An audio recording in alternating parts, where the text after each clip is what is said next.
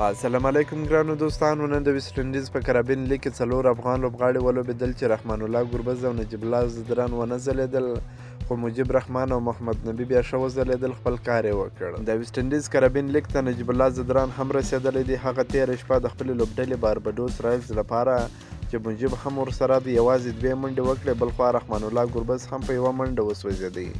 خو مجیب رحمان بیا خپل کار وکړ. هغه د باربډوس رایلز لپاره 4 اورونه ترسره کړل، 21 منډې ورکړې او 2 مهم لوبغاړي وسوځول چې اکانومي یې 15.25 وه. په دغه لوبه کې باربډوس رایلز لومړۍ توپخانه ترسره کړه. د 5 لوبغاړو په سوځېدو سره 195 لوړې منډې هدف وټاکئ چې حکیم کرونوال 1 او اعظم خان 250 چټکې منډې وکړې. د ګیانا مازون ورېرز لپاره رومایرو شپیر 2 لوبغاړي وسوځول، جونیل سکلیر، عمران طاهر او شکیب الحسن یو لوبغاړي وسوځول. د 106 منډو ستر هدف په تعقیب د ګیانا مازون ورېرز لوبډلې د ټولو لوبغاړو په سوځېدو سره 108 منډې وکړې. د 80 منډو په توپیر یې په دغه لوبه کې ماتې وخوړه. د دوی لپاره شمیرون هټمایر تر ټولو زیاتې 30 منډې وکړې.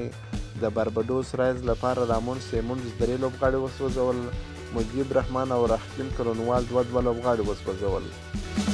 بلخوا محمد نبي نن د ویسټ انډیز په کرابین لیګ یا سی پی ایل کې چټکه توپخانه ترسره کړه. د خپلې لوبډلې دپاره په وروستۍ کې ډېره تیزه توپخانه وکړه.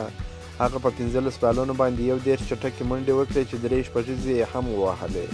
که مو دا ویډیو خوښه شوې، ویډیو در سره لایک کړئ. د نور تازه معلوماتو لپاره هم زموږ سره اوسئ. تر بلې ویډیو پر د الله په امان.